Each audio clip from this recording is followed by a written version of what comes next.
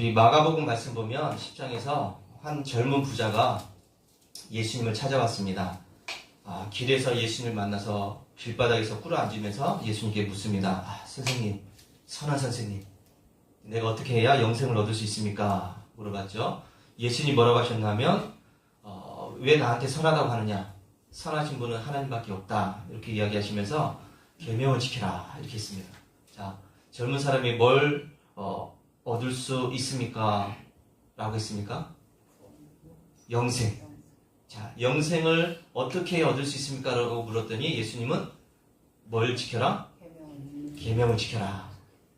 자, 어떤 계명이요? 예, 살인하지 말고, 간음하지 말고, 도둑질하지 말고, 거짓 증언하지 말고, 이웃의 것을 탐내지 말고, 뭐 이런 것들이 있잖아요. 또 하나님을 잘 섬기고, 이런 것들이 10계명들, 그 외에 여러 가지 계명들을 잘 지켜라. 이렇게 이제 말씀하셨습니다. 그랬더니 이 젊은 사람이 뭐라고 했죠? 예, 어릴 때부터 다 지킨 겁니다. 그랬습니다. 어릴 때부터 계명을 잘 지켜왔습니다. 라고 이야기합니다. 그러니까 이 젊은 사람은 바리새인입니다. 율법주의자입니다. 율법의 전문가. 그러니까 모든 율법을 다 지킨 그런 사람이라고 할 수 있죠. 이렇게 나는 살아왔습니다라고 이야기했습니다. 언제부터요? 어렸을 때부터. 자, 그랬더니 예수님께서 그를 보시면서 자기가 부자이기 때문에 그걸 내놓을 수가 없었다는 것이죠. 그랬더니 예수님께서 마지막 하신 말씀이 재물이 있는 자는 하나님 나라에 들어가기가 어렵다. 낙타가 바늘귀로 들어가는 것이 더 쉽다. 이렇게 이제 말씀하십니다. 자, 여기 보면 이제 부자가 예수님께 관심이 있어서 왔습니다. 뭐에 대한 관심? 영생에 대한 관심. 구원에 대한 관심입니다. 어떻게 해야 내가 구원받을 수 있습니까? 근데 이 젊은 사람은 자기가 어렸을 때부터 다 구원받은 사람이라고 믿고 있었던 사람입니다. 왜? 어렸을 때부터 다 지켜온 거니까. 다 잘했으니까. 자기는 문제 없는데 혹시라도 한번 물어봤더니 예수님께서 엉뚱한 소리를 하셨다는 거죠. 예수님의 제자가 되고자 하는 그런 갈망도 있었고, 그래서 어떻게 보면은 참 바른 사람이고 도덕적인 사람이고 또 율법적인 사람이고 흠잡을 데 없는 그런 사람입니다. 자, 예수님은 이 사람을 사랑스럽게 바라보셨다고 그랬죠. 근데 다른 사람들이 보지 못한 그 한 가지를 예수님은 보셨습니다. 자, 그게 뭐였습니까? 돈이었습니다. 이 사람한테는 돈이 최고의 가치였어요. 율법 잘 지켰지만은 그보다 더 중요한 것이 바로 자기한테는 돈이었습니다. 돈이 하나님이 되어서 살아갔던 사람이라고 할 수가 있죠. 그래서 그는 경건하게 살았지만은 결국은 예수님을 따를 수 없는 사람이었다 하는 것을 알 수가 있습니다. 자, 그럼 이 재물이 많은 사람,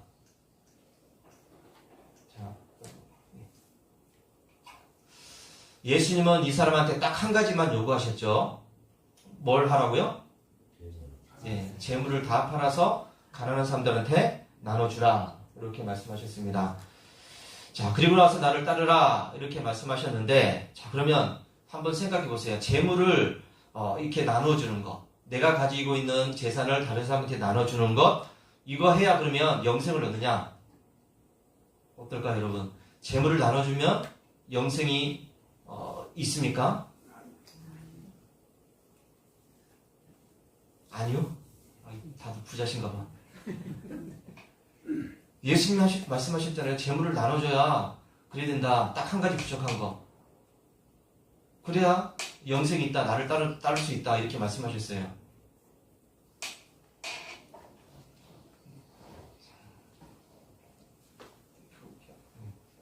자, 보세요. 재물의 소유 여부가 영생의 조건이 되는가? 예수님 말씀하십니다. 자기의 모든 소유를 버리지 아니하면 내 제자가 되지 못한다. 어떻게 된 거예요? 여러분? 아니라고 했는데. 재산을 다 버려야 내 제자가 된다고 그랬잖아요.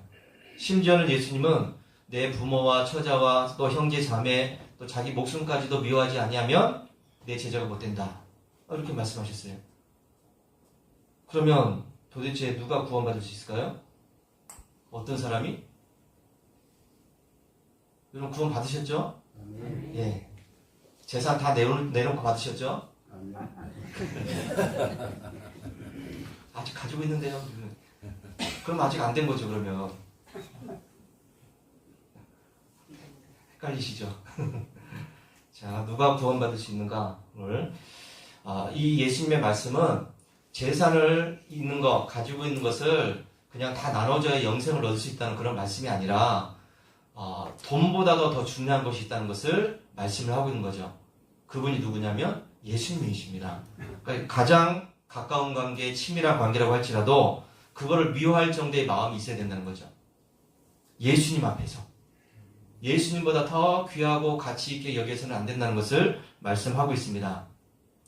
자, 집에 요즘 이제 애완견을 많이 기르고 있으니까 애완견 이제 기르는데 그게 얼마나 이뻐요. 그렇죠? 애완견이 관계도 주고 와서 뭐 이렇게 안기기도 하고 이러니까 너무 사랑스럽고 그럽니다. 그래서 이 애완견을 잘 기르고 있는데 근데 이 사람이 결혼해서 어제 딸을 낳았어요. 애완견하고 딸하고 선택을 하라 그러면 뭘 선택을 해야 될까요? 두 개는 다 안 돼요. 뭘 선택을 해야 되죠? 딸? 이렇게 안 먹지? 딸 맞아요? 이 대답들이 애완견이 더 좋아요? 당연히 딸을 택해야 되겠죠. 딸을 향한 사랑보다 애완견에 대한 사랑은 더 커야 됩니다. 그렇죠? 애완견이 더 좋죠. 자, 그래서 이 회개라고 하는 거, 오늘 회개에 대해서 말씀드리려고 하는데, 회개라고 하는 것은 예수님을 다른 어떤 것보다도 더 중요하게 여기는 것이 회개의 마음이에요. 가장 기본적인 마음입니다. 예수님보다 더 가치 있다고 여기는 것, 더 중요하다고 생각했던 것들, 이런 것들을 내가 내놓을 수 있는 정도의 상태가 되어야 회개할 수가 있습니다. 만약 이게 되지 않으면 회개 못해요. 이 회개라고 하는 것은 자 보면 위로 하나 올려주 이렇게 안 먹네요. 위로 하나. 예. 회개라고 하는 것은 여기 기본적인 이제 회개에 대한 개념인데요. 믿음에 뒤따르는 것이 아니다. 믿음이 생기면 회개하는 것이 아니다. 이 얘기예요. 자, 제가 지난번에 와서 자꾸 믿음만 얘기했어요. 믿어야 된다. 구원받으려면 믿어야 된다. 기억나십니까? 오직 믿음이다. 그렇게 얘기했는데 조금 이상했죠. 자꾸 믿음만 얘기하니까 아닌 것 같은데 뭔가 좀 해야 될 것 같은데 근데 제가 얘기했던 그 믿음이라고 하는 영역이 회개를 포함하는 믿음이었어요. 이걸 이제 잘 생각하셔야 됩니다. 회개 없는 믿음은 믿음이 아니에요. 회개와 믿음은 하나라고 보시면 됩니다. 믿음이 있으면 뭐 회개하게 될 거고 이게 아니에요. 믿음이 있으면 회개하기 아니라 회개와 믿음은 하나로 가는 거예요. 세트입니다. 자, 그래서 행동하는 믿음이다. 이렇게 이제 표현을 했습니다. 행동하는 믿음. 죄의 깨달음부터 흘러나오는 선택이다 그랬죠. 단순히 행동을 변화시키는 것이 아니라 이제 예수님을 가장 가치 있고 가장 존경하고 가장 소중하신 분으로 내가 생각을 했으니까 내가 그렇게 생각을 하고 있으니까 그래서 나의 행동이 거기에 맞게 바뀌어지는 겁니다. 예수님에 대한 마음의 변화 99%는 내가 따르는데 1%는 못 따르겠다. 이거 회개 아니에요. 100%를 따라야 그게 회개가 되는 겁니다. 그게 예수님이 인정하시는 그런 이제 회개고 예수님이 나의 모든 삶의 주인 되신다는 것, 나의 모든 삶의 통치자가 되신다는 것을 인정하고 따라가는 것. 이게 회개라고 할 수가 있습니다. 자, 그렇다면 회개가 아닌 것을 한번 생각해 볼까요? 회개가 아닌 것은 첫 번째는 단순히 죄를 인정하고 용서를 구하는 기도를 한다고 그게 회개가 아니에요. 자, 회개기도 합시다. 그러면 회개기도 잘해요. 하나님, 내가 이거 했습니다. 저거 했습니다. 남의 밭에 가서 오이 하나 훔쳤습니다. 훔친 건 아니죠. 길 가다가 아침에 이제 먹으려고 따서 갔잖아요. 새벽기도 마치고. 그 죄가 아니잖아요. 옛날에는. 요즘은 그게 또 죄가 돼요. 옛날에는 그냥 이웃 간의 정으로 그렇게 됐지만은 요즘은 농산물 절도죄가 돼요. 남의 거 가져가면. 근데 전에는 그거 전혀 의식 없었잖아요. 니께 내 거고 내 거는 내 거고 이렇게 했으니까 남의 거 그냥 가져가도 아니 가져갔어 그러면 끝났는데 내가 먹었어 그러면 끝나는데 요즘 이제 그게 안 됩니다. 그래서 이 죄를 그냥 인정하고 그래서 용서를 구하는 기도를 했다. 그러니까 나 이제 회개 기도한 거야. 이게 아니라는 겁니다. 회개는 입으로 하는 게 아니에요. 물론 손으로도 하고 행동으로도 입으로 다 해야 되는데 더 중요한 것은 우리 마음으로부터 바뀌어져야 된다는 것이죠. 예수님을 향한 그 반역, 내가 그동안 예수님을 향해서 대적하면서 살아왔던 모든 것들을 버리고 이제 예수님 앞에 무릎 꿇고 복종하는 자세. 그래서 이게 바로 이제 회개라고 할 수가 있는데, 근데 이것도 조심해야 될 것은 외적으로 그렇게 보인다고 해도 그것이 꼭 회개했다라고 할 수 없다는 것도 기억하셔야 됩니다. 자, 두 번째. 자, 죄를 후회하는 것. 자, 우리가 죄 지은 것이 이제 생각이 나면 후회할 때가 있습니다. 후회하지 않습니까? 내가 왜 그렇게 지었을까? 이 바보같이 왜 그렇게 했을까? 안 했어야 되는데.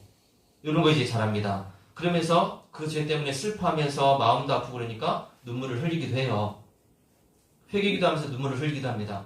근데 눈물을 흘렸다고 그게 회개기도가 아니라는 것도 아시기 바랍니다. 회개기도 하니까 막 눈물 흘리면서 온 바닥을 뒹굴고 다니면서 그렇게 했는데 그럼 나 회개기도 한 거지. 근데 그게 곧 회개가 아니에요. 그걸로 끝나면 안 된다는 것이죠. 회개는 눈물의 양이 아니라 방향의 전환, 방향이 바뀌는 겁니다. 눈물로 우리의 죄를 씻어내지 못해요. 오직 예수님의 피로서만 가능한 일이라는 것을 기억하시기 바랍니다. 고린도후서 7장 10절에 하나님의 뜻대로 하는 근심은 그랬습니다. 하나님의 뜻대로 하는 근심은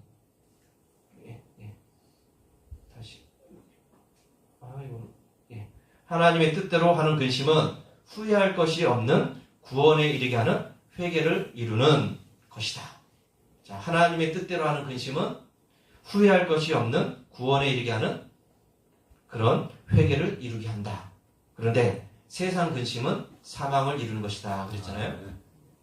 하나님의 뜻대로 하는 근심, 그래서 내 마음이 바뀌어지는 것이 바로 회개라고 할 수가 있습니다. 그런데 세상적인 근심에 그냥 걱정하면서 후회하면서 그렇게 해서 하는 것은 회개가 아니라는 것이죠. 이제 세상 근심하면서는 마음도 아프고 슬프고 괴롭고 그러니까 눈물이 날 수도 있습니다. 걱정되니까. 그런데 그게 곧 회개가 아니라는 것도 기억하셔야 되고요. 자, 그리고 회개가 아닌 것은 우리 이제 죄의 자백입니다. 성경에도 있어요. 죄를 자백하라고 그랬으니까 자백만 해서는 안 된다는 것을 또 기억하시기 바랍니다. 아주 자백하면 그야말로 그 말하는 표현들이 섬세하고 풍부하고 그러면서 감정적으로 그렇게 막 뉘우치면서 후회하면서 그렇게 자기 죄를 고백하는 사람들이 있습니다. 근데 그게 곧 회개가 아니라는 것, 이걸 이제 기억해야 됩니다. 죄에 대한 이런 어떤 고백, 내가 죄를 지었습니다. 이게 회개가 아니에요. 누군가에게 죄를 고백함으로 해서 내가 그 사람한테 인정받기를 원해요. 그래, 괜찮아. 그럴 수도 있지. 한번 실수할 수도 있지. 이렇게 고백하는 거 보니까 당신은 괜찮은 사람이야. 이런 걸 기대하면서 자백을 할 수도 있다는 것이죠. 근데 이게 회개가 아니에요. 자백만 한다고 해서. 그래서 이 회개함으로 해서 내가 자백함으로 해서 마음이 편해져요. 그래도 내 말을 듣고서 그래도 나를 인정해주고 괜찮다고 해주고 등 두들겨주는 사람이 있으니까 그래 좀 괜찮니. 이제 마음이 시원해지고 괜찮아진다는 거죠. 그게 회개가 아닙니다. 자백이 자기를 정결하게 해주는 그런 느낌을 주기 때문에 조심해야 된다는 것이죠. 자백은 면죄부가 아니다. 자, 우리 회개하고 자복을 이제 비교를 해놨는데 이 자복 이거 헬라어로 단어 자체도 이제 틀리는 이제 단어죠. 자복은 세 가지 의미가 있습니다. 자백한다, 고백한다, 또 동의한다, 또 약속한다. 이걸 이제 회개라고 봐요. 내가 지난번에 뭐 훔쳤는데, 잘못했는데, 이제 고백을 하는 거죠. 그러면서 또 다른 사람이 너 그때 그거 잘못하지 않았어? 가져가지 않았어?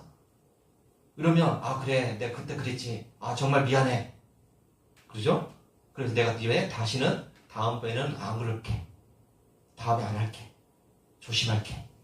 그러면 우리가 회개로 받아들입니다. 그럼 우리 이제 사람들과의 관계 속에서 그렇게 하는 거고, 하나님을 향한 그런 회개라고 하는 것은 여기서 끝나면 안 된다는 것이죠. 자, 회개라고 하는 것은 돌아서거나 길을 바꾼다 하는 뜻이 있어요. 자, 회개는 길을 바꾸는 겁니다. 가던 길을 다시 돌아가는 것. 움켜쥐고 있던 것들을 놓아버리는 것. 그래서 이 자백이나 또 이제 자복 이런 것들은 입으로 하는 거예요. 다 입으로 했잖아요. 아, 내가 잘못했어. 너 그때 그랬지? 아, 그래, 내가 그랬었지. 아, 미안해. 다시는 안 그럴게. 다 입으로 하는 거죠. 근데 회개라고 하는 것은 입이 아니라 뭐로 하는 거라고요? 행동으로 하는 겁니다. 행동으로 하는 거. 그 바뀌어지는 거예요. 행동이. 나의 잘못을 지적하는 말씀에 동의하고 거기에 대해서 내가 잘못을 고백하고 그래서 내가 이제는 다시는 안 그럴게. 그래서 약속한다고 해서 그것이 회개가 아니라 나의 삶 자체가 완전히 바뀌어지는 것을 회개라고 이야기합니다. 자, 세례 요한이 백성들한테, 사람들한테 찾아가서 이야기합니다. 누가복음 3장에서 8절 말씀에 보니까 회개에 합당한 열매를 맺으라 그랬어요. 자, 회개에 어떤 열매? 합당한 열매. 그러니까 회개해 여기서 끝난 것이 아니라 회개했으면 뭘 맺어라? 합당한 열매를 맺으라 그랬어요. 만약에 그렇게 하지 않으면 9절 말씀에 보니까 도끼가 나무 뿌리에 놓였으니 좋은 열매 맺지 아니하는 나무마다 찍혀서 불에 던져진다 이렇게 얘기했습니다. 자, 이 세례 요한이 사람들한테 회개하라는 것을 얘기하면서 말로만 하지마, 입으로만 하지마 하면서 행동을 할 것을 이야기를 하고 있습니다. 자, 회개에 합당한 열매. 자, 회개에 합당한 열매. 회개가 반드시 행동으로 나타나야 된다. 삶으로서 드러나야 된다. 이렇게 이야기했습니다. 자, 그러면 회개했으니까 이제 어떤 행동을 해야 될까요? 이제 구체적으로 우리가 어떤 행동을 해야 되죠? 자, 회개했으니까 뭐 한마디로 얘기하면 바르게 살아야 되죠. 바르게. 근데 그 바르게가 어디를 향한 바르게예요? 누구를 향한 바르게?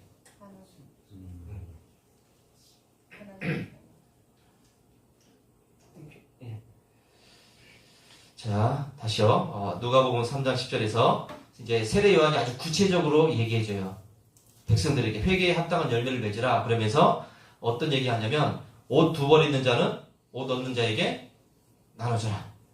세례 요한이 여기서도 예수님처럼 얘기했어요. 너 옷 2벌 갖고 있지. 한 벌은 없는 사람한테 줘. 먹을 것이 없는 사람들에게도 너 먹을 거 있으면 나눠줘야 돼. 이렇게 얘기했습니다. 세례 요한이 지금 회개에 합당한 열매를 맺으라고 하면서 하는 얘기예요. 있는 사람들은 없는 사람들을 나눠줘야 된다. 세리들한테 얘기합니다. 세리들이 남의 것을, 그 사람들의 것을 다 이제 세금을 걷어들이면서 착취하고 그런 일들이 있으니까, 세리들한테 한 이야기는 뭐냐면, 부과된 것 외에는 더 거두지 말아라. 정당하게 세금을 걷어들여라. 이렇게 얘기했습니다. 지금까지 세리들이 그렇게 잘못하고 있었다는 것이죠. 군인들한테는 또 이야기합니다. 사람들에게 강탈하지 말라. 거짓으로 고발하지 말라. 받는 금전을 족한 줄로 여겨라. 이렇게 얘기했습니다. 당시도 이 시대는 군인들이 힘이 센 시대였으니까 군인들이 나쁜 짓을 많이 했는 것 같아요. 그러니까 이 군인들한테만 남의 거 강탈하지 마. 힘이 있는 군인들이니까 뺏었다는 거죠. 그리고 거짓으로 고발하지 말아라. 받는 것을 족한 줄로 여겨라. 이렇게 이야기했습니다. 그러면서 좋은 열매를 맺지 아니하는 나무마다 찍혀서 불에 던져진다 하는 사실을 이야기했습니다. 자, 그러면 이렇게 세례 요한이 사람들한테 회개에 합당한 열매를 맺으라고 이렇게 이야기했는데, 자, 그렇다면 사람들이 어떻게 반응을 했는가? 이 말에 대해서. 자, 회개의 세를 전파하니 사람들이 뭐 했다고요? 자복했다. 아까 자복에 대해서 말씀드렸죠? 이유로 했다는 거죠. 아, 그래, 내가 그동안 했으니까 이제 안 할게. 내가 그동안 남의 것을 그렇게 빼앗고 훔치고 강탈하고 했는데 이제는 안 그럴게. 이렇게 이제 입으로 그렇게 동의하고 고백하고 약속했다는 것이죠. 요한은 사람들에게 회개의 세례를 전파했는데 사람들은 자복함으로 끝냈습니다. 회개의 삶이 나타나지 않았어요. 2벌 있는 사람 나눠주지 않았습니다. 음식 있는 사람 나눠주지 않았어요. 세리들은 여전히 남의 것을 그렇게 이제 더 부과하면서 강탈하는 군인들도 마찬가지로 그렇게 했다는 것이죠. 세례 요한의 책망을 받았던 헤롯 왕은 어떻게 했습니까? 세례 요한이 헤롯의 그 부정함을 사람들 앞에서 질타하고 그렇게 공격을 했더니 이 헤롯이 세례 요한을 감옥에 가뒀죠. 그리고 자기 생일날 이 세례 요한을 결국은 죽였습니다. 회개하지 않았다는 것이죠. 마음에는 찔림이 있었는데, 마음에는 그래 안 해야 될 텐데, 그런 마음은 생겼는데 그렇게 행동으로 나타나지 않았다는 것이죠. 그래서 이 회개는 우리가 잘 생각해보면 질책과 또 명령과 유혹과 협박으로는 불가능해요. 자, 회개 안 하면 너 그냥 어떻게 할 거야? 회개 안 하면 밥 없어. 회개 안 하면 뭐 없어. 안 해줄 거야. 우리가 이제 그렇게 하는데, 여러분, 사람들과의 관계에서는 충분히 그렇게 할 수 있어요. 근데 하나님을 향해서 이런 건 안 통해요. 교회에서, 기독교에서 얘기하는 이 회개라고 하는 것은 그렇게 윽박지르고, 그리고 다그치고, 그렇게 위협한다고 해서 회개가 되는 것은 아니에요. 무서우니까, 그래, 잘못했어요. 안 할게. 이렇게는 할 수 있어요. 무서우니까. 약간의 행동의 변화는 가져올 수 있어요. 무서우니까. 때리니까. 괴롭히니까. 근데, 여러분, 그렇게 안 된다는 거죠. 그럼, 여러분, 이제 어떻게 하게 됩니까? 회개가 뭘로 가능하죠? 어떻게 됩니까? 위협으로 안 된다고 그랬잖아요. 명령하고 윽박지르고 다그친다고 안 된다고 그랬습니다. 무엇으로 회개가 가능할까? 우리 예수님께서는 어떻게 하셨는 걸 보면 되겠죠? 자, 예수님께서 요한복음 19장에서 이런 말씀을 하셨습니다. 이제 아리마대 사람 요셉. 자, 이 요셉이라는 사람이 예수님이 십자가에서 죽으신 이후에 자기의 무덤을 예수님께 내준 사람이죠. 예수님의 시체를 달라고 해서 그 시체를 자기의 무덤에 장사 지낸 사람이고, 니고데모, 예수님 앞에 와서 영생을 물었던 니고데모도 역시 마찬가지로 예수님이 죽으신 이후에 그 여러 가지 향품을 가지고 와서 예수님의 장례를 치렀습니다. 여러분, 이 사람들이 어떤 사람들이었습니까? 아리마대 사람 요셉, 니고데모, 어떤 사람이었죠? 십자가에서 죽은 예수님을 위해서 그렇게 했는데, 자기를 위해서 준비한 무덤에다가 예수님을 그렇게 장사 지내고, 니고데모도 그 귀한 것들을 가지고 와서 예수님의 몸에 바르고 장사 지냈는데, 근데 이 사람들은 처음 예수님을 만났을 때 예수님의 말씀을 따르지 않았던 사람들이에요. 앞에 얘기했던 이 부자 청년처럼, 재물이 많았던 그 청년처럼 근심하면서 돌아갔던 사람들입니다. 오히려 숨었던 사람들이죠. 이들은 예수님의 부활을 믿지 않는 사람들이었고, 제자들도 믿지 않았는데, 이 사람들이 예수님 말씀을 들었습니까? 그리고 생전에 자기 무덤을 팔 정도의 그런 어떤 열심, 그런 계획이 있었던 사람이라고 한다면, 자기 것에 대한 집착도 컸겠죠. 자기 무덤을 준비했던 사람이니까.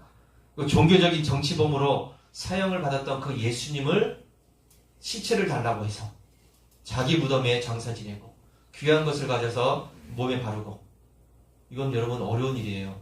왜냐하면 예수님은 사형수였어요. 정치적인 또 종교적인 사형수입니다. 이 사형수를 위해서 자기 것을 내준다는 것은 힘든 일이에요. 왜냐하면 나중에 이들도 역시 똑같이 예수님처럼 그렇게 취급을 받기 때문이에요. 도망가면 도망갔지 시체를 달라고 하고 그렇게 하지는 못한다는 거죠. 근데 이 사람들은 다 그렇게 했어요. 제자들은 도망갔지만은 뭔가 달라졌다는 얘기잖아요. 자, 그러면 예수님께서 이 니고데모에게, 자, 아리마대 사람 요셉에게, 자, 너 무덤 준비했지? 예수님 죽기 전에 너 지금 무덤 준비하고 있지? 야, 지금 사람들이 지금 굶어 죽는 사람이 얼마인데 너 지금 무덤을 준비할 정신이 있느냐? 이렇게 책망을 했을까요? 그런 적이 없어요. 자, 니고데모에게도, 니고데모가 예수님을 찾아왔을 때도 역시 마찬가지예요. 그에게 다그치지 않았어요. 너 가지고 있지, 부자지, 다 나눠줘야 돼. 이런 얘기를 하지 않았다는 것이죠. 책망하지 않았습니다. 다그치지 않았죠. 예수님의 말씀 전하고 말을 안 듣고 그냥 가면은 그냥 내버려 뒀어요. 혼내지도 않고. 자, 삭개오를 볼까요? 삭개오도 보니까 세리였고 부자였다고 그랬습니다. 키가 작았다고 그랬죠. 그러니까 이 사람은 개인적인 컴플렉스도 있고 그러니까 오히려 더 그렇게 돈에 대한 집착력이 컸겠죠. 사람들한테 인정받지 못한 사람이니까 돈이라도 좀 많아야 되겠다. 부자가 되면 내가 좀 큰 소리 치겠다. 그래서 악착같이 모았던 사람이죠. 근데 예수님은 삭개오에게 한마디의 지책도 하지 않았습니다. 다그치지 않았다는 것이죠. 네가 가지고 있는 재산, 야 나눠줘야지 않겠냐, 이렇게 얘기한 적도 없었죠. 자, 그리고 예수님의 십자가형을 주도했던 이제 백부장이 있습니다. 사형장에서 직접 예수님을 십자가에 못 박고 이런 여러 가지를 했던 실무자, 이 백부장입니다. 근데 이 사람이 나중에 예수님을 향해서 이분이 진정 하나님의 아들이다, 이렇게 고백을 했지 않습니까? 예수님의 이 사형 집행 모든 과정을 다 주관했던 사람이잖아요. 그러면서 군인들이 예수님을 막 조롱하기도 하고 예수님의 옷을 빼앗기도 하고 이렇게 했습니다. 그 예수님한테 조롱도 하면서 또 침도 뱉으면서 이런 일을 했습니다. 그런데 이 사형 집행관한테 예수님이 또 왜 그러느냐, 나한테 왜 그러느냐, 나 금방 죽을 사람인데 나한테 왜 그러냐, 이렇게 하지 않았다는 것이죠. 그리고 십자가 이제 우편강도 볼까요? 우편강도도 마찬가지죠. 이 사람은 살아생전에 착한 일은 한 번도 해본 적이 없는 사람이라는 생각이 들어요. 이거 사형을 당할 만큼의 그런 큰 죄를 지었던 사람이니까 나쁜 짓은 다 하고 돌아다녔던 그런 사람입니다. 근데 예수님이 이 예쁜 강도가 또 오른쪽 강도가 예수님을 조롱했죠. 비난했습니다. 그때도 예수님은 가만히 계셨어요. 같은 처지에 너나 나 같은 처지인데, 그러면서 예수님 비난하지도 않고 또 대책도 이렇게 서로 싸우지도 않았죠. 아무 말씀도 안 하셨습니다. 자, 여기 볼까요? 그런데 이 사람들이 나중에는 회개를 했어요. 예수님이 이 사람을 향해서 명령하지도 않았고 다그치지도 않았고 혼내지도 않았고 그렇게 살면 안 된다고 그렇게 한 적도 없고. 근데 예수님 앞에서 이 사람들이 나중에 보니까 다 회개를 했다는 것이죠. 아리마대 사람 요새, 그러면서 예수님을 처음에는 숨었다고 했습니다. 예수님께 와서 이제 숨어 다녔어요. 혹시나 자기도 예수님의 사람처럼 사람들이 볼까봐 도망 다녔다는 것이죠. 요셉은 그럼에도 불구하고 예수님의 제자라고 하는 그런 칭호를 받았어요. 도망 다니고 숨어 다녔는데 유대인들로부터 따돌림 받을까봐 그렇게 두려움 속에서 도망 다녔지만은 예수님의 제자라고 하는 그런 소리를 들었습니다. 니고데모도 마찬가지죠. 니고데모도 그렇게 예수님께 와서 이렇게 돌아갔지만은, 근심하면서 돌아갔지만은 예수님이 이 사람한테 한마디에 책망을 하지 않았습니다. 오히려 이 니고데모는 유대인의 그 최고의 의결 기구인 산헤드린의 공회원이라고 그랬죠. 어떻게 보면은 예수님의 사형을 어떻게 보면 모의하는데 있었던 사람이라고 할 수가 있어요. 근데 이 사람은 자기는 속으로는 반대했을지는 몰라도 겉으로는 전혀 내색을 하지 않았어요. 예수님의 십자가형 난 반대요, 얘기하지 않았어요. 그냥 침묵 속에 있었습니다. 사람들이 따라가는 대로 따라갔었다는 것이죠. 자, 그러면 이 사람들이 어떻게 해서 회개를 했을까?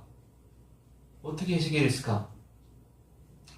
예수님은 이 사람들을 향해서 비난하지 않았다고 했습니다. 책망하지 않았고 딱 한 가지, 예수님은 이 사람을 향해서 딱 처음부터 끝까지 사랑의 마음으로 보셨다는 것이죠. 사랑으로 대해 주셨습니다. 이게 중요해요. 예수님은 다른 사람들, 이 모든 사람들을 향해서 이 사람들이 한 번도 겪어보지 못한 그 사랑을 예수님께로부터 받았다는, 이것을 느꼈다는 것입니다. 사람들한테 받아보지 못한 그 사랑을 받았다는 것이죠. 삭개오도 마찬가지예요. 삭개오도 맨날 사람들한테 싫은 소리 듣고 나쁜 놈이라는 소리 듣고 이런 사람인데, 예수님이 자기 집에 간다고 했거든요. 너희 집에 가야 되겠다. 근데 사람들이 수군거립니다. 예수님이 죄인의 집에 들어간다. 죄인 집에 간다. 그러니까 예수님은 비난의 소리를 들었습니다. 삭개오 때문에. 예수님은 비난의 소리를 감수하면서까지 이 삭개오를 사랑하셨다는 것이죠. 그래서 삭개오가 자기 집에 예수님을 모시고 가서 금방 고백을 하게 됩니다. 내가 가지고 있는 모든 것을 다 나눠주겠습니다. 고백을 합니다.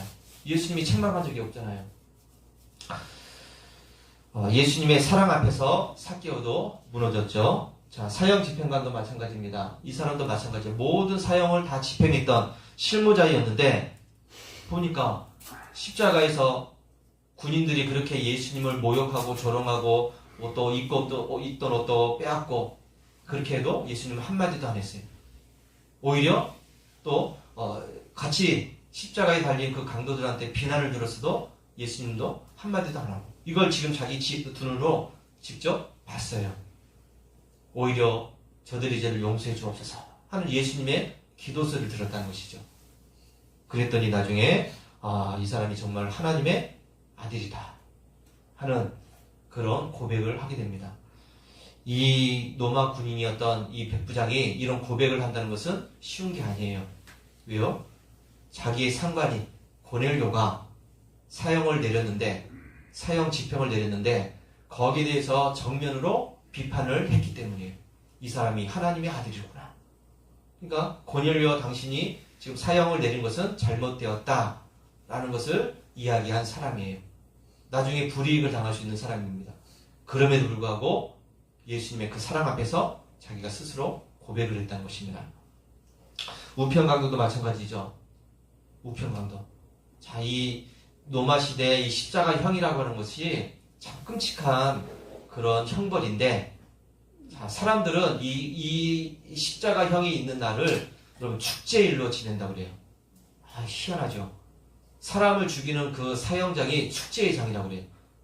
왜냐하면 사형수가 십자가에 못 박히는 것 자체가 구경거리예요. 이게 구경거리입니다. 사람 죽이는 게 구경거리예요.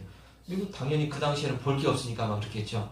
그리고 못 박힌 그 사형수의 입에서 너무 괴롭고 힘드니까 욕이 나올 수밖에 없다 그래요. 막 욕을 한다 그래요. 고넬료를 욕하는 것 외에 다른 것은 다 허용이 됐다 그래요. 그러니까 이 사형수들의 입에서 어떤 욕이 나오는가를 듣는 것도 하나의 재미라고 해요. 이 참 희한한 그런 일입니다. 자, 이런 상황 속에서 예수님이 한 번도 변명하지도 않고 책망하지도 않고 오히려 상대방이 그렇게 비난했을 때 대적하지도 않고 오히려 기도하는 그런 모습을 보면서 이 우편 강도도 역시 마찬가지로 예수님 앞에서 회개의 고백을 할 수밖에 없었다 하는 것을 보게 됩니다. 자, 볼까요? 결론적으로 보면 여러분 공통점이 뭐였죠? 예수님이 회개를 이끌어낸 공통점이 사랑이었어요. 책망하지 않았고 꾸짖지 않았고 다그치지 않았고 화내지 않았고 협박하지 않았고 사랑으로 베풀었습니다. 예수님께서는 직접 회개하라고 말씀하지도 않았어요. 너 회개해야지. 잘못했잖아. 회개해야지. 이렇게 말씀하지도 않았고 오히려 사랑을 보여주셨습니다. 예수님의 사랑이 바로 이 사람들을 회개하게 만들었다는 것을 기억하시기 바랍니다. 그래서 여러분, 저와 여러분들이 회개 앞에서 회개하시오. 회개해야 됩니다. 아무리 소리쳐도 회개 안 돼요. 이거 안 돼요. 그런데 내가 하나님의 사랑을 느끼게 되면 그때서는 자동적으로 회개하게 되어 있다는 것을 믿으시기 바랍니다. 회개는 사랑을 통해서 나오는 거죠. 예수님의 사랑, 하나님의 사랑을 느끼는 사람은 회개하지 않고서는 견딜 수가 없습니다. 거기서부터 구원이 시작되는 거예요. 내가 하나님의 사랑을 느낄 때부터.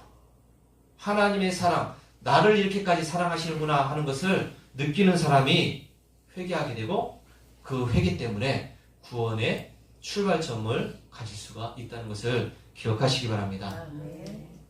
자, 그리고 이제 회개가 아닌 것 네 번째 보면 종교적인 열심이 회개가 아닙니다. 어떤 분들은 신앙생활 하면서 열심히 하는 사람들이 있습니다. 여기 보니까 다 열심히 하시는 분들이에요. 이 시간에 나온다는 것 자체가 열심히 있지 않으면 못 나와요. 믿습니까? 아닌 것 같아요? 조금 더 해야 될 것 같습니다. 열심히 있는 분들이에요.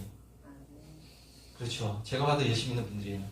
근데 여러분, 이런 종교적인 열심이 회개가 아니에요. 나 이제 회개했으니까 열심히 해야지. 열심히 해야지. 근데 이 겉으로 드러나는 이 열심 가지고 저 사람은 회개한 사람이지 이렇게 판단하면 안 된다는 거죠. 회개 없이도 열심히 할 수 있는 사람이 있어요. 요한 예슬림 목사님도 회개 없이 열심히 한 사람이에요. 한 10년 동안. 목사 안수 받고 10년 동안 정말 열심히 한 사람입니다. 회개 없이. 웨슬리 목사님보다 열심히 한 사람은 없어요. 웨슬리 목사님이 새벽 4시에 일어나서 새벽 기도 드리고 성경 말씀 읽고 또 신앙서적 읽고 사람들 모아서 홀리클럽 만들어서 고아원 방문하고 전도하러 다니고 또 자기는 직접 미국에 가서 선교사가 되어서 3년 동안 선교사 생활을 하고. 여러분, 웨슬리 목사님보다 더 열심히 있는 사람은 없었어요. 근데 고백하기를 믿음이 없었다고 그래요. 자기는 구원받지 못했다고 그럽니다. 구원 없이, 믿음 없이 그렇게 열심히 했다는 거죠. 그러니까 열심히 한 것이 회개가 아니에요. 열심히 한 것이 회개가 아니다. 그러니까 여러분, 내가 지금 열심히 하고 있다는 것, 요것 가지고 이제 편안하게 생각하면 안 됩니다. 이게 잘못되면은 여기도 보면은 자, 이렇게 적어놨는데 하나님과 관계를 유지하면서도 내가 원하는 대로 하기 위한 자유를 누리기에, 하나님과 관계 맺으면서 내가 하고 싶은 것을 하기 위해서 종교적인 열심으로 하나님을 매수하는 행위다, 이렇게 표현했습니다.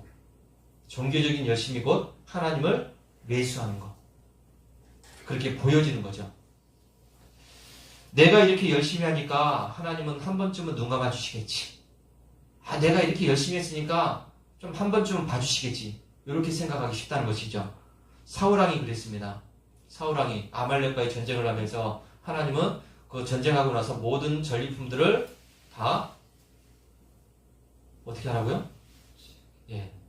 태워라, 버려라, 갖지 말아라. 근데 사울이 어떻게 했습니까? 다 가졌어요. 좋은 것들. 좋은 것들을 다 빼돌렸습니다. 그러고 나서 한 얘기가 뭐였습니까? 나중에 이것 가지고 하나님을 예배하기 위해서 그랬습니다. 이렇게 얘기합니다. 열심히 했어요. 그러면서 하지 말라는 것을 지금 하면서 이것 가지고 하나님께 예배드리기 위해서 했습니다. 이렇게 고백을 했습니다. 그러니까 선지자가 와서 3일 선지자가 와서 순종이 제사보다 낫다. 이렇게 또 이제 얘기하는 거죠. 그러니까 여러분, 바람 피우는 사람이 이 남자가 자기 아내한테 미안하니까 좋은 거 선물해주는 거, 그런 게 있잖아요. 그런 식의 의미라고 그래요. 종교적인 열심이. 조심해야 된다는 것이죠. 회개라고 하는 것은 내가 처벌받지 않고 계속 죄를 짓기 위해서 내가 뭔가를 한다는 거죠. 그러니까 열심히 할 수밖에 없죠. 이거 가려져야 되니까. 하나님께 복종하고 죄를 전적으로 멈추기를 구하는 게, 이게 바로 이제 회개죠. 자, 회개가 아닌 것. 자, 또 5번째는 부분적인 굴복입니다. 내가 이제 다른 건 다 하겠는데 이것만은 못해요. 여기 있어요. 다른 건 다 하겠는데 이것만은 못해요. 그 회개 아니에요. 예수님을 따른다는 것은 자기를 부인하고 자기 십자가를 지고 나를 따르라. 예수님이 나의 모든 통치자가 되어주셔야 된다. 나를 다스려 주셔야 된다. 이런 의미죠. 그러니까 예수님이 나의 모든 삶 속에서 영향력을 끼치는 그런 존재가 되려는데, 아니요, 나는 요것만, 예수님은 요것만 해주시고 나는 내가 알아서 할게요. 요거는 이제 회개가 아니라는 것이죠. 그러니까 앞에 99%는 내가 따르겠는데 1%는 좀 남겨주세요. 그래도 내가 좀 뭔가 좀 그래도 해야 되지 않겠어요? 내가 다 열심히 하고 하지만은 이 조금이라도 내가 좀 뭔가를 해야 되지 않겠어요? 하면서 자기를 위해서 뭔가를 남겨두는 것, 이거는 회개가 아니죠. 예수님은 부조종사가 아니라고 그랬죠. 운전석 옆에 태우면서 예수님 내가 운전할게요. 내가 알아서 갈게요. 예수님 옆에서 얘기만 해주세요. 이게 아니라는 것이죠. 이 내비게이션이라고 그랬죠. 길을 안내해주는, 친절하게 길을 안내해주는 내비게이션. 자, 목적지를 설정하고 나서 운전하는데 내가 그냥 다른 길로 가버렸어요. 그때 내비게이션은 뭐라고 그럽니까? 야, 이놈아. 그렇게 안 하잖아요. 아주 그냥 상냥한 여자 목소리가 들리잖아요. 친절하게, 다정하게 얘기하지 않습니까? 잘못된 길로 가고 있습니다. 경로를 이탈했습니다. 새로운 길을 만듭니다. 새로운 경로를 탐색합니다 하면서 예수님을 그렇게 믿으면서 회개했다고 하면 안 된다는 것이죠. 내가 갈 테니까 예수님 옆에서 그냥 조언만 해주세요.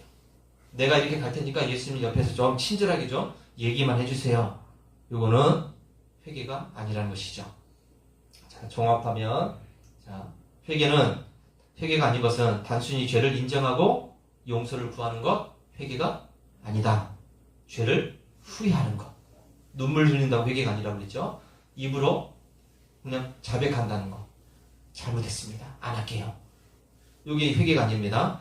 또 열심히 하는 것. 종교적으로 열심히 하는 것, 회개가 아니라고 그랬죠. 또 부분적인 굴복도 회개가 아니라 했습니다. 자, 그러면 여기서 우리가 한 가지 또 짚고 넘어갈 것은, 자, 완벽하게 회개할 수 있을까요? 없을까요? 완벽하게 회개를 할 수 있을까? 없을까? 있습니까? 아멘? 없습니까? 여러분, 회개 완벽하게 할 수 있어요? 한번 따져봅시다. 할 수 있다고 했으니까. 할 수 있어요? 진짜로? 베드로 볼까요? 예수님의 수제자. 3년 동안 열심히 쫓아다녔죠? 성령 충만하고 복음 전도자가 되었습니다. 처음에는 뭐 그런 부인도 하고 그랬지만은 회개하고 돌아왔잖아요. 성령 충만했습니다. 복음 전도자가 되었어요. 사람들 가는 곳마다 병도 고쳐주고. 복음 전합니다. 근데 문제가 생겼어요. 이방인에 대해서 편협한 시각을 가졌습니다. 이방인들과 음식을 먹으면서 또 이렇게 유대인들이 오니까 이방인들과 자기 음식을 먹는 거 보여주지 않게 해서 혹시라도 싫은 소리 들을까봐 도망갔어요. 먹다 말고. 여러분, 회개한 사람이 이러면 됩니까? 회개한 사람이 이러면 돼요? 그러니까 이 사도 바울이 이 베드로를 책망했다고 이야기를 했어요. 베드로가 회개를 완벽히 했습니까? 그렇게 성령 충만 받았는데? 아니죠.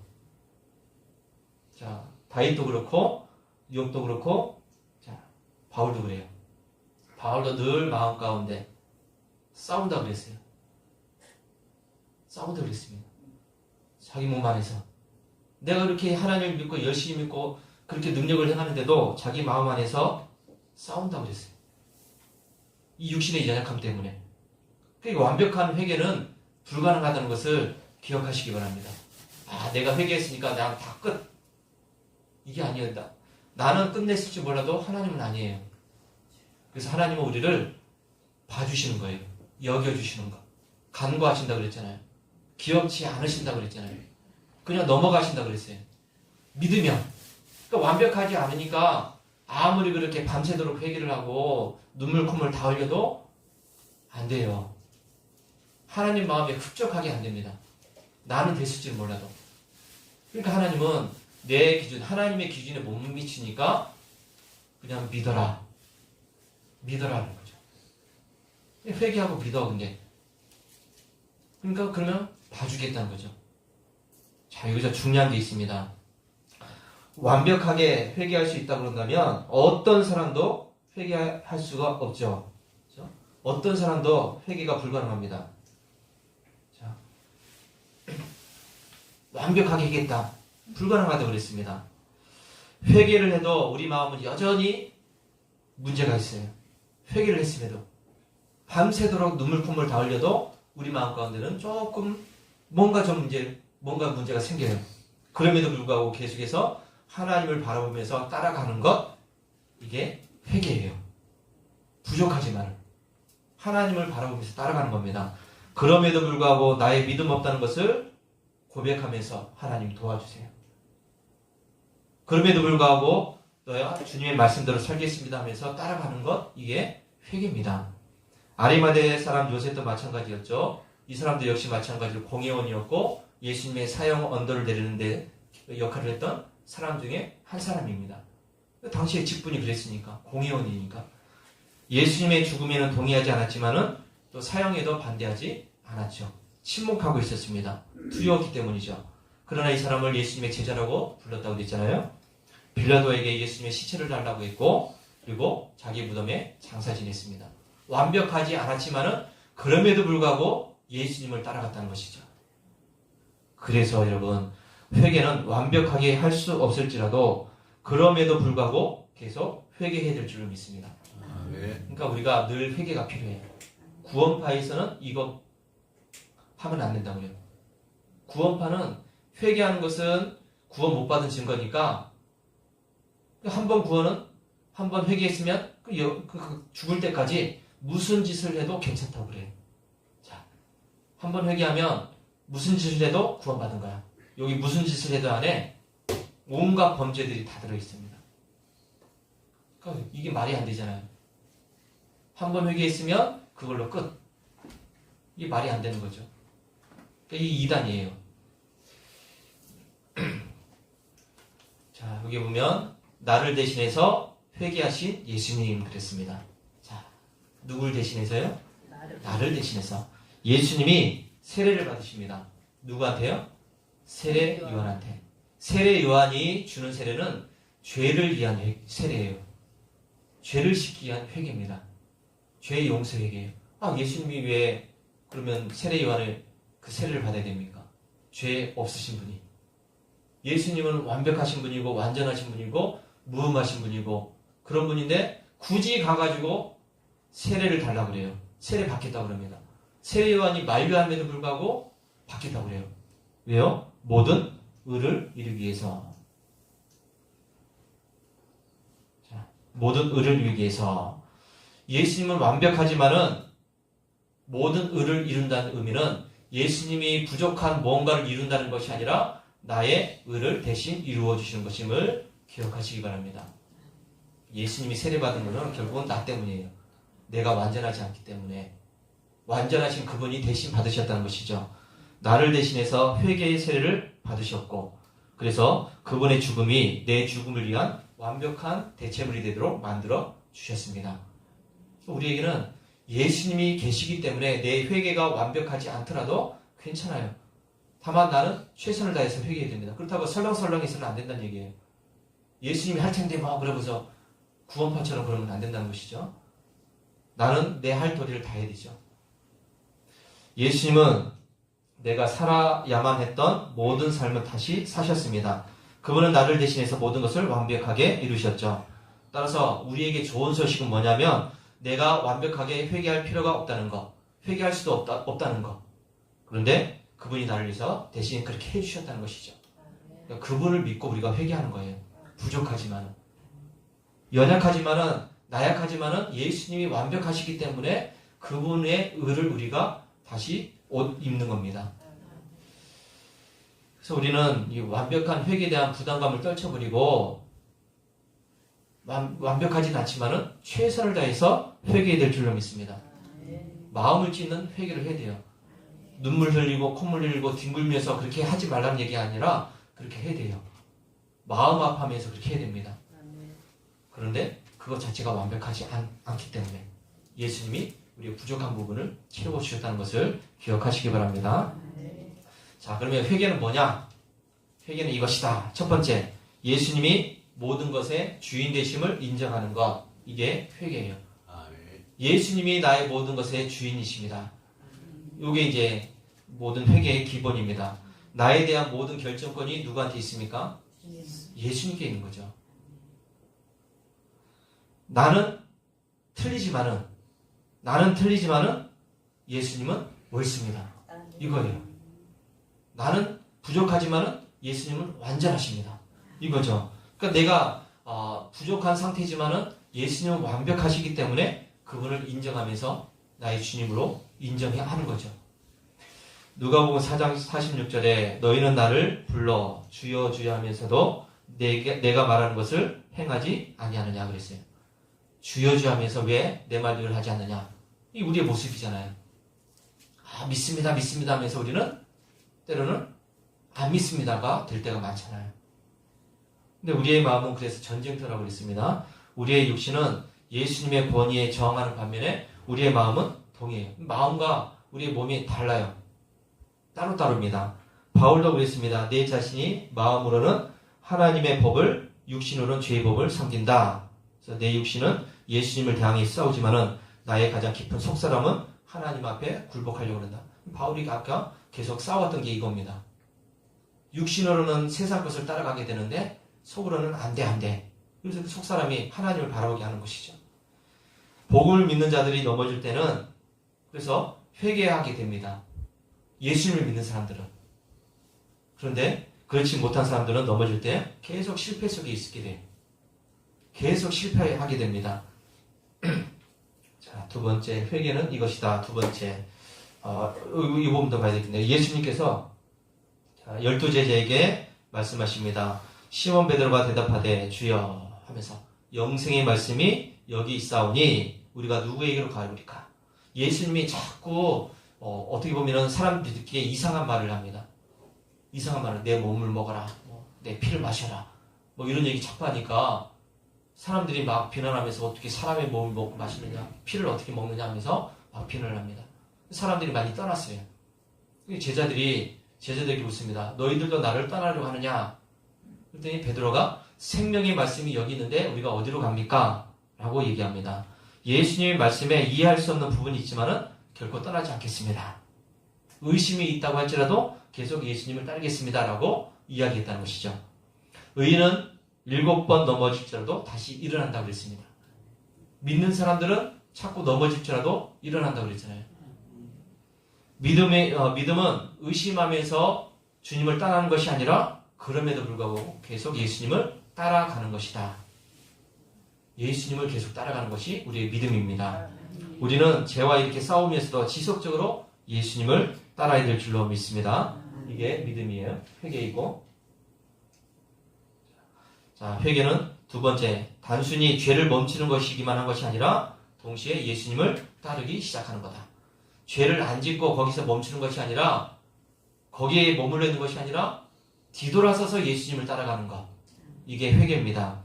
회개에는 나쁜 일을 멈추고 또 명령 어기기를 그치고 그만하는 것이 아니라 우리를 부르신 그분의 뜻과 사명을 적극적으로 따르는 것.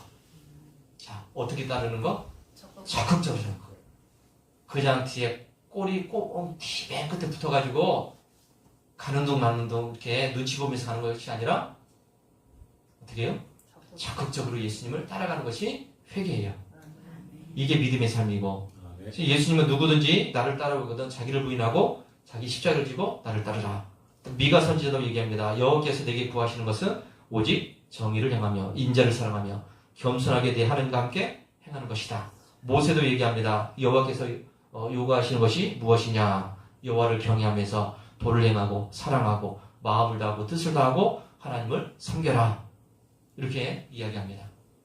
적극적으로 예수님을 따라가는 것, 이게 회개입니다. 세 번째, 회개는 성령이 일으키시는 갈망의 변화를 수반한다. 자, 이게 중요해요. 회개는 누가 일으킨다고요? 성령이 주신 마음이에요. 회개는 내가 해야지 해서 생기는 것이 아니라 또 누가 와서 회개해 강요한다고 해서 회개가 되는 것이 아니라 성령께서 내 마음속에서 역사하셔야 그때부터 회개가 일어납니다. 회개는 본질상 성령이 창조하시는 마음의 변화예요. 성령이 역사합니다. 그러니까 강제로 안 되는 거죠. 다그친다고 되는 문제가 아니죠. 회개할 때 하나님은 죄가 아니라 이제 의를 갈망하는 영적인 욕구를 일으킵니다. 그러니까 우리의 마음 가운데 성령께서 역사하셔서 죄를 보게 하는 것이 아니라 자꾸 하나님의 의를 따라가게 만든다는 것이죠. 이것은 이제 우리의 선택의 문제가 있어요. 성령께서 내 마음 가운데 회개해야 될 텐데, 마음에 찔리는데, 괴로운데, 자꾸 이런 마음을 주시는데 우리가 회개하기로 선택하면 되는데 아니야 하면서 이걸 선택하지 않으면 회개가 안 되는 거예요. 출발이 안 되는 것이죠. 성령께서 내 마음 가운데서 자꾸 마음의 변화를 주실 때 그 마음에 따라서 무릎 꿇고 앉아서 회개하는 것이 회개의 출발점이고 시작이고 그 계속적인 회개가 되는 거죠. 이게 이제 회개예요.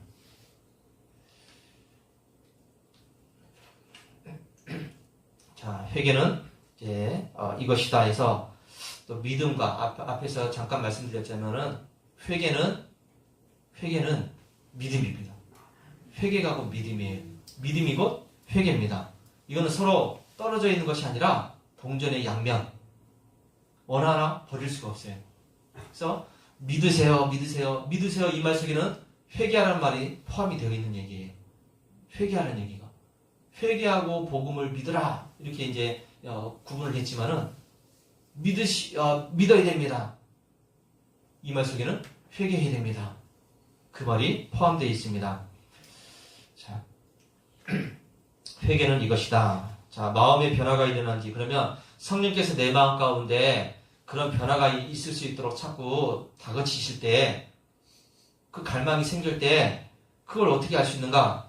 자, 하나님에 대한 필요와 예수님을 따라서는 영원으로 돌아갈 수 없다는 것을 깨닫게 되면, 마음을 줄 때, 예수님 앞에 회개해야 되는데, 예수님께서 돌아가야 되는데, 내가 회개해야 될 것 같은데, 이런 마음이 자꾸 들면은 그때 이제 마음의 변화가 시작이 되는 것이죠.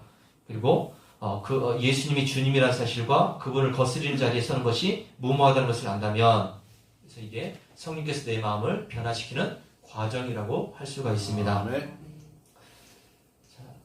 자, 그러면 정말로 회개했습니까? 라고 이제 묻습니다. 정말로 회개했습니까? 여러분들이 지금까지 회개한다고 많이들 하셨을 텐데, 날마다 회개한다고 또 했을 텐데, 그 회개가 정말로 하나님께서 원하시는 회개였는가 하는 겁니다. 자, 예수님이 모든 것의 주님이심을 인정했습니까? 아멘. 회개는 단순히 죄를 멈추기만 한 것이 아니라 동시에 예수님을 따르는 거라고 했습니다. 때가 지금 예수님을 따르고 있습니까? 회개는 성령이 일으키시는 갈망의 변화를 수반한다 그러는데, 성령께서 내 마음 가운데 그 마음을 주실 때 내가 그 마음에 따라서 회개를 했는가, 이거죠. 우리가 예수를 믿는다고 하면서 결단의 자리에 설 수 있어요. 우리 수련회 가면은, 중고등부 수련회 가면 그런 게 있어요. 마지막 날에 막 이렇게 이제 회개의 시간 갖는다고 하면서 불 끄고 막 이렇게 통성기도 시키고 무릎 꿇어가지고 기도시키는데, 여러 번 하면서 막 앞에서 회개해야 됩니다 그러면서, 회개한 사람 앞으로 나오세요 그러거든요. 그러면 쭈뼛쭈뼛 나가요. 또 앞으로 안 나가면 안 될 것 같아요. 안 나가면 회개를 안 한 거니까. 또 그런다고 회개가 아니에요. 회개할 때 나오세요 그런다고 해서 회개가 아니에요. 이거는 뭐 안 나가면 안 될 것 같으니까 나갈 수도 있잖아요. 이 중고등부 시절에 그런 때가 참 많아요. 결단의 시간 해가지고 회개를 시키는데, 그거 앉아서 보면은 이제 아이들 같은 경우에 시켜보니까 그래요. 아이들 같은 경우는 이렇게 무릎 꿇고 앉아서 이제 불 끄고 기도시키면 한쪽에서 막 훌쩍훌쩍거리고 있어요. 눈물 흘리기 시작합니다. 막 소리 지르면서 막 울기 시작해요. 그러면 하나가 그렇게 하면 또 옆에서 또 이제 울기 시작해요. 또 뒤에서 또 울기 시작하고, 또 어떤 애들은 그냥 뭐 멍하니 그냥 있는데, 이 감성적으로 좀 충만한 애들은 울기 시작해요. 그러면 회개한 줄 알았어요. 저는 그때 막 울었거든 얘가. 근데 끝나고 나서는 아니에요. 막 와가지고 또 욕하고 막 싸우고 막 이러고 있어요. 회개가 아니었다는 얘기죠. 감성적으로는 울 수도 있다는 것이죠. 이 결단의 자리에 섰다고 회개가 아니죠. 앞에 또 종교적인 열심을 가졌다고 회개가 아니라고 그랬죠. 예수님의 주인 되심을 내가 받아들이지 않으면, 예수님을 향한 태도가 바뀌지 않으면 회개하지 않은 거예요. 안 울어도 방향이 바뀌면 됩니다. 울지 않아도 돼요. 울지 않고서 그의 삶이 완전히 바뀌면 됩니다. 회개해요. 근데 울고서, 실컷 울고서 뒤돌아서서 여전히 또 그 모습이라고 한다면 회개가 아니죠. 우리 이제 존 웨슬리 목사님이 회개에 대한 내용들을 이제 얘기한 것을 잠깐 소개할게요. 자, 우리는 기독교 대한 감리회, 저 창학교이죠? 아니에요? 대한예수교 장리회. 우리 감리교인입니다. 믿죠? 아멘. 우리 감리교인들이 이 정체성이 좀 약해요. 내가 감리교인이다 하는 게 좀 약해요. 왜냐하면 감리교에서 교회를 나가면 장로교회로 가더라고요. 장로교회로. 장로교회 사람들이 감리교회는 잘 안 와요. 장로교회로 찾아가지. 감리교회라는 이 정체성이 없어서 좀 그런 것 같아요. 이제 존 웨슬리 목사님이 회개에 대해서 뭐라고 했냐면 두 가지를 얘기합니다. 첫 번째는 율법적인 회개, 두 번째는 복음적인 회개. 자, 첫 번째는 무슨 회개? 율법적인 회개. 두 번째는 복음적인 회개. 자, 이 두 회개가 다 필요해요. 하나가 필요 없다, 하나만 필요하다가 아니라 두 개가 다 필요하다. 자, 그러면 율법적 회개가 뭐냐? 율법적 회개는 먼저 뭘 인식하는 것? 죄. 예. 율법, 법에 따라서 내가 죄인이구나. 내가 잘못했구나. 이걸 깨닫는 거예요. 법 때문에. 율법 때문에. 법이 있으니까 당연히 깨닫게 되겠죠. 근데 법이 있는데도 못 깨닫는 사람도 많지만은 일단은 법이 있으니까 깨닫는 거. 이게 이제 율법적인 회개의 시작입니다. 이게 주로 이제 율법을 지키는 사람들이 나타나는 거죠. 앞에서 얘기했던 그 율법주의자들, 또 니고데모나 이 부자나 바울이나 다 이런 부류에 속했던 사람들이에요. 자, 그 다음에 죄책감을 갖죠. 내가 죄 지었으니까 내가 잘못했구나. 죄책감이 당연히 들겠죠. 죄를 지었으니까. 하나님의 심판에 대한 두려움이 생겨나게 되고, 그러면서 이제 이걸 없애기 위해서 노력을 합니다. 회개하게 되는 거죠. 어떻게 회개하느냐? 자기가 노력해요. 율법적 회개는 종종 누구의 힘으로? 내 힘으로. 내 힘으로 해결해 보려고 하는 거죠. 그러니까 꿇고 앉아가지고 밤새도록 눈물 흘리려고 그러죠. 밤새도록 눈물 흘려보려고 합니다. 눈물이 안 나면 눈을 찔러서라도. 이게 이제 율법적인 회개가 이제 되는 거죠. 근데 실패로 끝날 수밖에. 율법적인 회개는 구원이 없어요. 율법적인 회개가 시작이 돼야 되지만은 그런 이것만으로는 구원이 안 된다.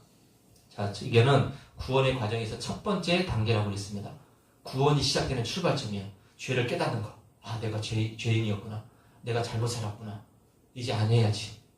회개해야지. 그래서 회개하기도 하고, 그러면서 이제 시작이 되는 겁니다. 그러면서, 이런 과정에서 자기 힘이 이제 여기는 많이 들어가요. 내가 좀 해봐야지. 소리를 더 질러봐야지. 이렇게 됩니다. 소리를 좀 더 크게 질러야지. 이렇게 되는 거죠. 기도 시간을 좀 더 많이 가져봐야지. 이게 이제 율법적인 회개입니다. 자,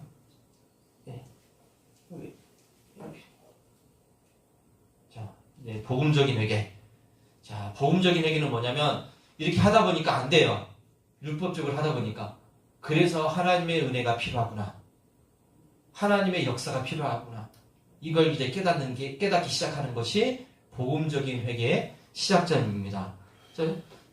복음적인 회개를 시작하다 보니까 하나님의 은혜가 주어지고 하나님의 은혜 때문에 더 확실하게 내가 죄임을 고백하게 되고 그래서 용서하는 이 기도를 하게 됩니다. 이건 하나님의 은혜에 의해서 용서가 시작되는 거예요. 회개가 시작되는 거. 그래서 하나님의 은혜에 용서가 있기 때문에 해방감을 받습니다. 내가 이제 죄에서 벗어났구나. 내 죄가 용서받았구나. 이게 느껴지기 시작하고 그러고 인해서 이게 마지막 부분 내적 변화가 시작됩니다. 여기서 끝나면 안 되고요. 내적 변화, 마음에서부터 이제 변화가 시작돼요. 행동이 달라지기 시작해 된다는 것이죠. 이게 이제 요한 예술의 목사님이 얘기하는 회개의 내용이에요. 자, 그러면 다시 율법적 회개는 죄 인식, 죄책감, 그리고 자신의 힘으로 고치려고 시도하지만은 복음적인 회개는 하나님의 은혜와 용서가 있다는 것을 필요하다는 것을 알게 되고 그것을 구하게 되고 새로운 삶을 살게 된다. 그래서 성령의 역사로 나의 삶이 바뀌기 시작하는 것. 이게 회개예요. 자, 율법적 회개를 통해서 죄를 깨닫고 복음적 회개를 통해서 하나님의 은혜와 용서를 경험하게 되고 두 가지 회개는 다 필요하다고 했습니다. 하나님과의 관계를 회복하게 되고 성령의 인도하심 아래서 거룩한 삶을 살아가는 것. 종합하면 두 가지 회개는 서로 다르게 역사하지만은 다 필요하다. 성도들이 결국은 하나님과의 관계를 새롭게 회복하는 것이 회개다. 이렇게 얘기했습니다. 하나님과의 관계가 회복되는 것. 그전에는 하나님과의 관계가 끊어졌어요. 죄 때문에. 그런데 그 관계가 새롭게 시작되는 것. 이게 회개입니다. 자, 그러면 앞에서 제가 말씀드렸던 니고데모를 한번 볼까요? 이 복음적 회개, 율법적 회개를 비교해서 자, 니고데모가 사람이 거듭나려면 어떻게 됩니까? 자, 어떻게 하나님 나라를 갈 수 있습니까? 물어봤죠. 예수님 뭐라고 했습니까? 다시 태어나야 된다. 물과 성령으로 다시 태어나야 된다. 이 니고데모가 이 어떻게 사람이 다시 태어나요? 내가 지금 나 이렇게 커가지고 지금 뭐 나이가 40, 50이 다 됐는데 어떻게 다시 엄마 뱃속에 들어갑니까? 이 거듭남에 대한 이해를 못하고 있죠. 율법적인 회개를 지금 했기 때문에 이 사람은 어렸을 때부터 다 지킨 사람이라고 그랬잖아요. 율법주의자, 바리새인입니다. 종교적인 사람이에요. 그러니까 율법적인 회개는 충분히 하고 있어요. 자기가 죄가 뭔지 죄가 아닌지는 다 알고 있습니다. 그렇게 살아왔고요. 근데 예수님이 지금 엉뚱한 얘기를 하거든요. 거듭나야 된다. 복음적인 회개를 이야기합니다. 그랬더니 이 니고데모는 복음적인 회개를 이해를 못했죠. 자, 앞에서 유대인의 지도자, 바리새인, 율법을 엄격하게 지키는 사람, 율법적인 회개를 늘 했던 사람이에요. 율법적인 회개로 자, 죄를 자각하고 자백하고 율법을 지키고 또 외적으로 그렇게 보였고 그렇게 행동을 했고 인간의 노력을 열심히 했죠. 나름대로 노력을 했다는 것이죠. 율법적인 회개를 했던 사람이죠. 자, 그리고 이제 바울도 역시 똑같아요. 니고데모랑 똑같습니다. 율법적인 회개를 하는 사람이죠. 이 마지막에 바울 율법적 회개에서 복음적 회개로 변화되었다. 구원의 질을 지었다. 바울이 율법적인 회개를 했기 때문에 예수 믿는 사람들을 그렇게 핍박했던 사람이에요. 율법적인 회개가 없었다면 그냥 놔뒀어요. 왜요? 자기 교리에 안 맞아요. 자기 법에 안 맞아요. 예수 믿는 사람들이. 그러니까 자기 법에 맞추다 보니까 스데반도 죽이는 데 앞장섰고 예수 믿는 사람들을 잡으려고 다메스까지 가는 거죠. 율법적인 회개를 늘 했던 사람이 바로 바울입니다. 여기 있죠. 바리새인, 철저한 율법주의자, 그리고 교회와 그리스도인들을 박해했다. 왜요? 율법 때문에. 법 때문에. 자, 바울이 이제 바뀌죠. 어디서요? 다메스로 가는 그 길에서 누굴 만났습니까? 예수를 만났죠. 밝은 빛, 태양빛보다 더 밝은 빛이 자기를 비췄고 눈을 못 떴고 그럼 눈을 못 떴잖아요. 앞을 못 보고 다른 사람들은 괜찮은데 자기만 그런 일이 일어났어요. 그러면서 물어봤잖아요. 사울아 사울아 네가 어찌하여 나를 핍박하느냐. 누구십니까? 나는 내가 핍박하는 예수다. 이게 지금 바울이 복음적인 회개를 하는 순간이죠. 율법적인 회개에 있던 사람이 예수님을 만나고 인해서 다시 복음의 사람으로 바뀌게 됩니다. 그래서 3일 동안 아무것도 못하고 그냥 틀어박혀가지고 있지 않았어요. 율법적 회개에서 복음적인 회개로. 처음에는 율법적인 사람이라고 했잖아요. 죄를 깨닫고 죄에 안 짓기 위해서 노력했고 그런데 이 복음적인 회개 이제는 하나님의 은혜를 누리기 시작하면서 회개하게 되고 그래서 구원을 받은 사람이 되었습니다. 바울이 이렇게 변화된 것은 그렇죠. 자, 율법적 열심에서 복음 전환자로 이제 바뀌었습니다. 그는 말로만 바꾼 것이 아니라 행동까지 바뀌지 않았어요. 바울의 행동이 이제부터는 전에는 여기 있잖아요. 전에는 핍박자, 박해자, 폭행자. 근데 지금은 어때요? 오히려 자기가 핍박을 받고 박해를 받는 사람이 되었습니다. 예수님을 전하러 다니는 사람이 되었다는 것입니다. 삶이 완전히 바뀌었습니다. 이게 회개예요. 이게 회개입니다. 율법의 행위가 아니라 믿음을 통해서 우리는 구원을 받습니다. 율법이 아니라 믿음이에요. 이 믿음은 뭘 동반한다고요? 회개를 동반하는 믿음이죠. 갈라디아서 2장 16절에 율법의 행위로 말미암음이 아니다. 그래서 율법의 행위가 아니라 믿음이다. 믿음으로 의롭게 된다. 에베소서에서는 은혜에 의하여 믿음으로 말미암아 구원을 받았다. 행위에서 난 것이 아니다. 이렇게 했습니다. 여러분 회개해야 된다. 회개해야 된다 했을 때 그래 이 법 때문에 내가 잘못 살았구나. 이런 법이 있으니까 내가 이 법에 안 맞게 살았구나. 잘못했구나. 이게 아니라 여기에서 출발을 하지만은 여기에 하나님의 은혜가 주어져야 된다는 것이죠. 성령의 역사가 있어야 복음적인 회개의 사람이 될 수가 있습니다. 그러니까 다그친다 될 문제가 아니죠. 성령의 역사가 있어야 돼요. 또 내가 그것을 간절히 사모해야 되고. 자, 그러면 회개가 중요한데 왜 중요하냐? 자, 회개는 하나님 나라의 전제 조건이다. 하나님 나라에 들어가기 위해서 우리가 회개가 필요하다. 예수님께서 말씀하십니다. 예수님께서 오기 전에 세례 요한이 얘기했죠. 자, 뭐라고 했죠? 회개하라, 천국이 가까이 왔다. 회개하라, 천국이 가까웠다. 예수님도 얘기합니다. 예수님도 회개하라, 천국이 가까이 왔다. 회개해야 천국에 갈 수가 있습니다.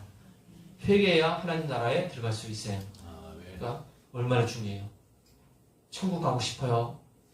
안 가고 싶어요? 물어보면 가고 싶습니다. 그럼 회개해야지. 회개요? 했는데요. 우리 회개했는데요. 그래요. 근데 안 바뀌었어요. 안 바뀌면 회개 안 한 거잖아요. 그러니까 말로만 회개해서 되는 문제가 아니라 우리의 삶이 바뀌어져야 된다는 것이죠. 회개하지 않으면 심판을 받기 때문에 회개해야 됩니다. 예수님께서 여러 가지 말씀하시면서 회개하지 아니함으로 책망하신다. 회개하지 않으면 심판의 날이 온다. 이렇게 말씀하셨습니다. 자, 두 번째는 회개하지 않으면 멸망당하기 때문에 회개해야 돼요. 만일 회개하지 않으면 다 이와 같이 망하리라. 회개하지 않으면 다 이와 같이 망하리라. 망한다고 했어요. 회개하지 않으면. 그 망한다는 의미가 뭐죠? 천국에 못 간다는 얘기예요. 네. 세 번째, 회개하지 않으면 하나님의 신뢰받는 도구로 쓰임받지 못한다. 그래서 회개된다. 여러분, 회개하지 않고서도 충분히 교회 일 많이 할 수 있어요. 오히려 더 열심히 할 수 있습니다. 앞에 종교적인 열심 때문에 그렇다고 그랬잖아요. 회개하지 않고서. 그런데 회개하고서 하나님의 일을 해야 하나님이 그 일을 귀하게 여기신다는 것을 믿으시기 바랍니다. 회개하지 않으면 다 꽝이에요. 아무리 열심히 해도. 아무리 대단한 일을 해도 회개하지 않고 하는 일은 다 꽝입니다. 그런데 회개하면서 하나님 일을 하게 되면 그 작은 일에도 하나님을 귀하게 여기신다는 것을 믿으시기 바랍니다. 자, 네 번째. 네 번째. 앞에 넘겨주세요. 앞에. 네. 네 번째는 성령님과 동행하는 삶을 살기 위해서 회개된다. 회개해야 성령의 역사가 있습니다. 그러니까 회개하라, 죄사함을 받으라. 그러면 성령을 선물로 받는다. 여러분, 성령 받으려면 회개해야 된다는 것이죠. 자, 그 다음에 영육간에 유쾌한 삶을 살기 위해서 회개된다. 회개해야 마음 시원하게 살아갈 수 있어요. 회개하지 않으면 어때요? 마음이 찜찜하잖아요. 마음에 뭔가 두려움이 생기고 걱정이 생기고 천국 갈 수 있을까? 못 갈까? 늘 불안하고 두렵잖아요. 근데 유쾌하게 되는 날, 새롭게 되는 날이 온다고 그랬습니다. 뭐 할 때요? 회개할 때. 회개가 중요합니다.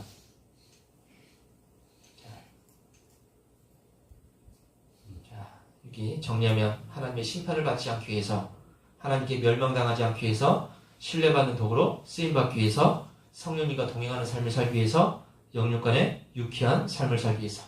지금 여러분, 회개하지 않으면 하나님과의 끊어진 관계예요. 하나님과는 상관없는 사람이에요.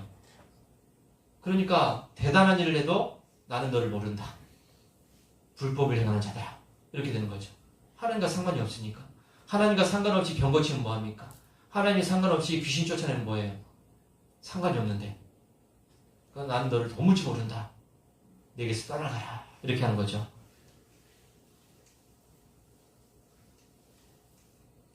웨슬리 회개는 이제 구원론에서 회개의 역할이 있습니다.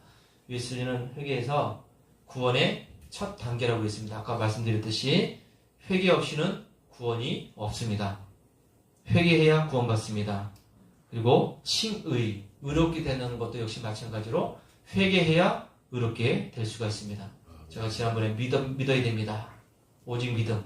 믿음 얘기하면서 그 속에는 이제 회개가 들어있다고 말씀드렸죠. 그러니까 칭의 받기 위해서, 의롭게 여김을 받기 위해서는 반드시 회개하고 믿어야 된다는 것이죠. 참된 믿음은 회개를 수반한다. 자, 그리고 성화. 회개가 왜 중요하냐면 구원받은 이후에 계속해서 거룩한 모습으로 살아가기 위해서, 우리가 성화되기 위해서 회개가 필요합니다. 그러니까 계속해서 회개하는 것이죠. 반복적인 회개가 필요합니다. 구원받아도 계속해서 회개가 필요하다는 것이죠. 구원의 필수 요소이기 때문에 중요합니다. 그리고 변화와 갱신, 우리가 변화되기 위해서 회개가 필요합니다. 실제적으로 삶이 변화되는 것, 이걸 위해서 회개가 필요해요. 그리고 성령의 역할, 회개해야 성령의 역사가 있고, 성령의 역사를 통해서 우리가 또 회개가 시작이 되니까 이 성령의 역사를 위해서 이 회개가 필요합니다. 자, 그러면 이제 결론. 자, 묻습니다. 여러분은 진정으로 회개하셨습니까? 우리 자신들이 없습니까? 자, 회개하셨나요? 네. 어떤 열매를 맺고 있습니까? 어떤 열매를? 회개했다고 그러면 내가 지금 맺고 있는 열매가 뭔지를 알아야 돼요. 어떤 열매를 맺고 있는가? 만약에 이 열매들이 맺혀지지 않으면 찍혀서 불에 던져진다. 결국은 회개하지 않으면 그냥 버림받는 거죠. 지옥의 불구덩 속에 던져지는 겁니다. 이런 수모를 당하지 않게 해서 우리는 반드시 회개해야 될 줄로 믿습니다. 아멘. 할렐루야. 자, 우리 찬송하고 이렇게 기도하겠습니다. 우리 아까 반주 없어야 돼요. 영상으로.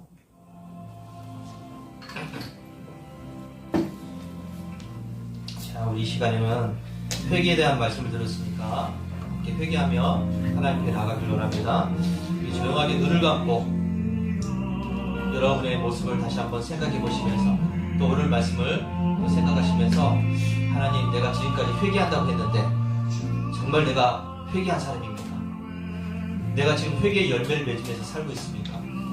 이런 것들을 한번 생각해 보시기 바랍니다. 조용히 이제 찬양을 들으시면서 그리고 마음속으로 기도하시면서 찬양하면서 계속 또 기도하시기 바랍니다. 찬양하면서 또 기도하시고 기도하면서 또 찬양하시고 여러분의 모습 돌아보시기 바랍니다.